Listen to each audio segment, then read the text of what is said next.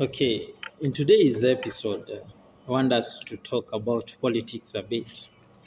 Now, we may pretend all is well, but things are not right in our country. And that's why on today's episode, I want us to look on various issues which are affecting our country as we talk on this.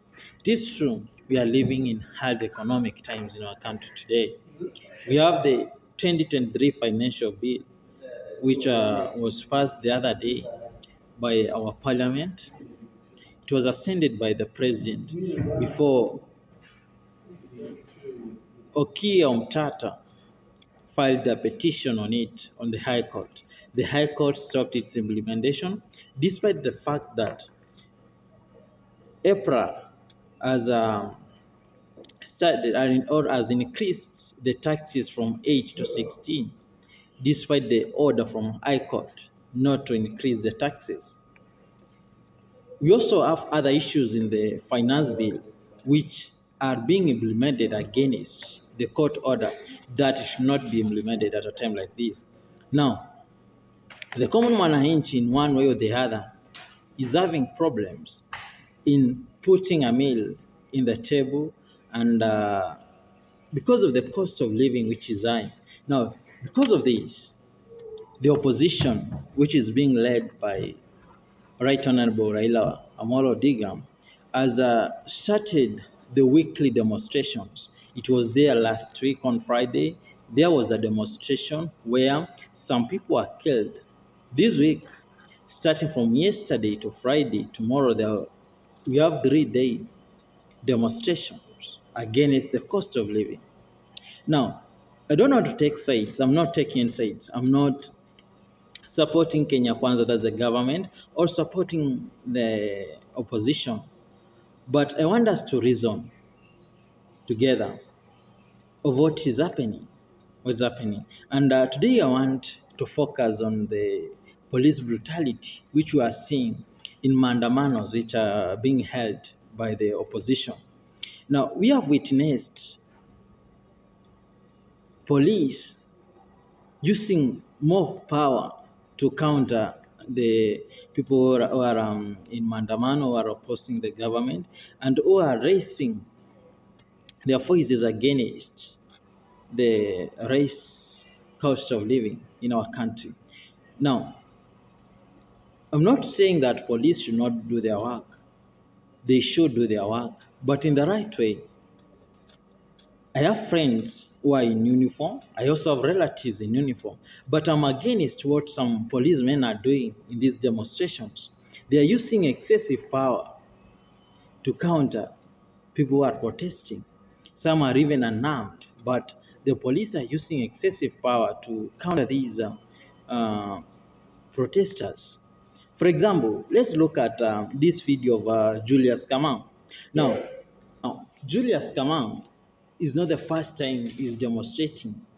Actually, he has been doing this for years in the Nairobi CBD or in the CBD of Nairobi City. He has been speaking out various things which are affecting the country.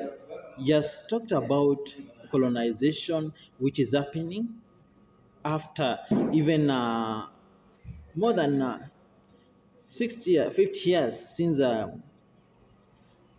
Kenya took independence. But we have colonization which has been happening by black people here in Kenya. He has talked about issues of high cost of living and other issues which he has addressed in various demonstrations or which he has done as an individual. Now, in this video here, Kamau is unarmed. Actually, he has tied himself in a pole. He has no weapon. He's just speaking out. Speaking out. Now, the police comes and arrests Kamau as if he's a criminal. You know, you can see them dragging him, putting him in a Land Rover, and he has totally doing nothing except speaking it out. Now, my question is, these policemen, are they not Kenyans? Are they not living in this country where the cost of living is high in current days? Do they not have children? You know, why do they have to use excessive power to an armed citizen who is just speaking out. Speaking out. I know it is an order from maybe above, but why use excessive power to an unarmed person who is just demonstrating, speaking out his art about the cost of living, about brutality which is happening, and such things which are happening in our country right now. Now, we have this man here. Also, I want you to check this video. Yeah, this man here, it was yesterday, 19th of July. There were protests, and police fired a tear gas, I think, in his home. And we can hear from him that his daughter fainted because of the tear gas. He was suffocating because of the gas and he ended up fainting. Now, he was here questioning the police. Why are you doing this? Why are you lobbing tear gas to harmless people, also the children in our homes? Why are you doing it? Now, the man was just speaking out.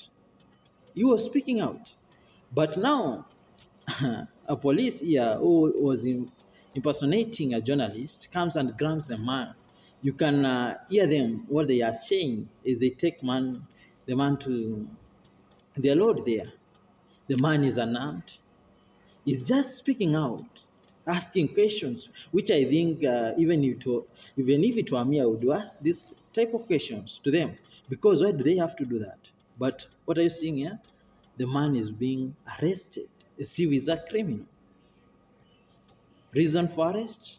Speaking out. Does it mean we don't have to speak? We stay silent or quiet when things are not right? This should not be the case. This should not be the case.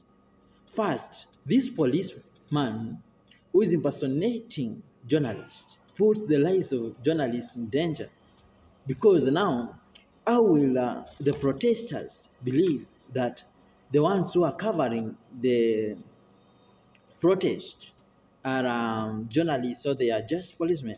So what will they do next time? Maybe they will attack journalists thinking that they are policemen who are just impersonating to be journalists to prey on them. So this was not right at all. He was unarmed, just speaking out, but being arrested. What's this? But it's our country after all. Now, there is also another video here which I want you to watch. Mr. President should listen to the people of this country. It's not that he can, no matter how the backward, but he should listen to the people. Stop leaving people, no matter, whoever can afford 100 bob now cannot afford anything. Whoever could afford that time now can afford that, say people are crying.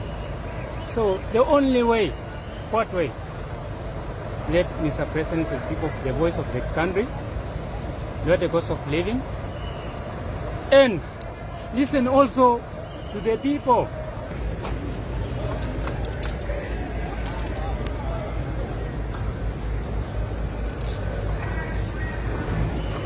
He's arrested, he's handcuffed. For what? Just speaking the truth. Speaking the truth, he has done nothing wrong. It is his right. Chapter 37 of our Constitution gives us a right to demonstrate peacefully what this man was doing. But what's happening? He's being arrested as a criminal. His charges, I don't know what will be charged in the court, if he will be. Anyway, now we have the HAPOA, that's the Independent Policing Oversight Authority. What's your work? What's your work? I think you are taking note of what's happening in our country, and will bring these people to book, because they are not people who are doing this. These police are using excessive power. They are injuring others, even killing protesters. I hope you are looking on this and will act on it. But it's in Kenya. It's our country, Kenya, and I know itapita tu na itakuwa kama ekaya tu zingine, and they will be, actually they are free, and after all they are receiving orders from above to do what they are doing. But listen to me, Policemen, yes, you are doing your work, but don't be used by the state for the benefit of the state. At the end of the day, you are a Kenya. The high cost is not high just to the other common mwananchi. Remember, you are still a mwananchi in this country. Na kikiramba wananchi, kitakuramba bado, and it shall be so.